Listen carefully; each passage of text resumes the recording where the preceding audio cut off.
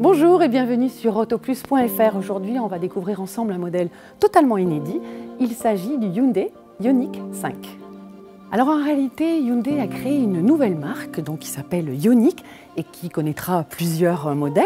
Celui-ci est le premier et ça sera une gamme 100% électrique. C'est vraiment une nouvelle famille, un petit peu à l'image de la famille ID chez Volkswagen.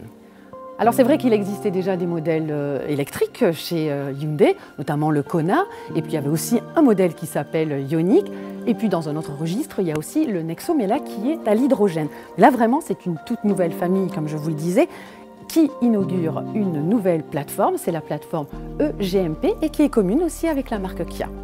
Alors ce qui est sympa avec ce Ioniq 5, c'est que vraiment il ressemble au concept qui s'appelait Concept 45 qui avait été présenté. Et là c'est vraiment très fidèle et puis on le remarque tout de suite, c'est vraiment un look atypique. Il s'agit d'un SUV mais il ne ressemble vraiment pas au SUV qu'on a l'habitude de voir aujourd'hui.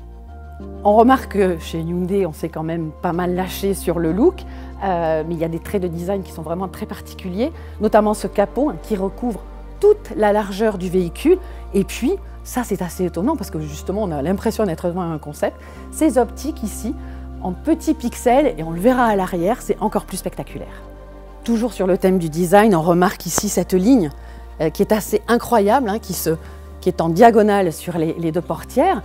Je vous parlais tout à l'heure des pixels qu'il y a à l'avant, mais je trouve qu'à l'arrière, c'est encore plus marqué et ça donne vraiment un look vraiment sympa à ce véhicule. Vraiment original, parce que maintenant les signatures lumineuses elles sont un peu toutes pareilles, tandis que là cette voiture-là on la reconnaîtra à coup sûr. Sinon pour le reste la silhouette est quand même assez classique et assez sobre, tout se fait ici. On va passer à bord pour découvrir l'architecture intérieure, mais avant on va découvrir le volume du coffre qui est annoncé à 531 décimètres cubes et puis on pourra en trouver un plus petit à l'avant de 57 décimètres cubes ou de 24, ça dépendra évidemment si on est en 2 ou 4 roues motrices. Eh bien pour une fois, je suis passagère de cette voiture et ça parce qu'il y a un petit détail moi qui m'a bien plu. Vous avez remarqué, on est dans un véhicule électrique, il y a un beau plancher plat, mais les sièges peuvent tellement se reculer que si jamais j'ai un petit problème pour ouvrir ma portière, eh bien hop, et voilà, ça j'adore. En ce qui concerne le design, c'est subjectif. Mais moi, franchement, j'adore cet intérieur. J'ai vraiment l'impression de me prendre pour Thomas Pesquet à bord de SpaceX.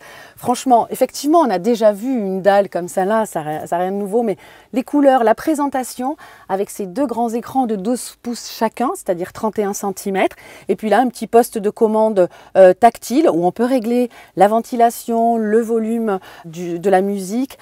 On a le sélecteur de vitesse qui est ici. Du coup, ça nous dégage énormément d'espace sur cette console centrale qui en plus est coulissante sur 14 cm. Le plancher plat, ici des rangements. Et certes, c'est déjà vu, mais la boîte à gants est sous forme de tiroir. Et ici, on a quand même un très grand espace qui me permet de ranger mon sac ici sans être gêné. Ça, j'aime bien. Dans ce Ioniq 5, on a pensé à tout et même au grand confort avec ce siège un petit peu esprit avion, avec le petit cale-pied ici, ainsi que là, pour pouvoir se mettre en position carrément allongée. Et de ce fait, on peut se retrouver très confortablement installé en attendant que la voiture se recharge. Alors on le voit à l'avant, on a vraiment cette sensation d'espace. Il faut savoir que ce Ioniq 5 a un empattement de 3 mètres. Pour référence, c'est celui d'un Q7 ou d'un Bentayga qui eux mesurent 5 mètres de long à l'extérieur. Mais du coup, ça nous laisse imaginer qu'il va y avoir pas mal de place aussi aux places arrière. On va aller voir ça ensemble. Bon, bien ça se confirme. À l'arrière, on a quand même beaucoup de place pour les jambes. C'est assez sobre à l'arrière. Même dans le détail des poignées de porte, des boutons, là les ventilations sur le montant, ici des prises. C'est assez sobre, mais c'est très pratique. Et notamment cette banquette qui peut électriquement s'avancer, là aussi sur 13-14 cm environ.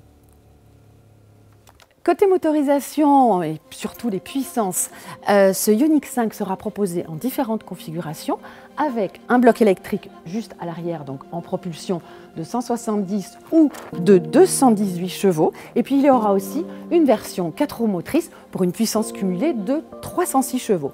Côté batterie et leur autonomie, Hyundai annonce une autonomie jusqu'à 480 km, donc suivant les batteries et la puissance du moteur.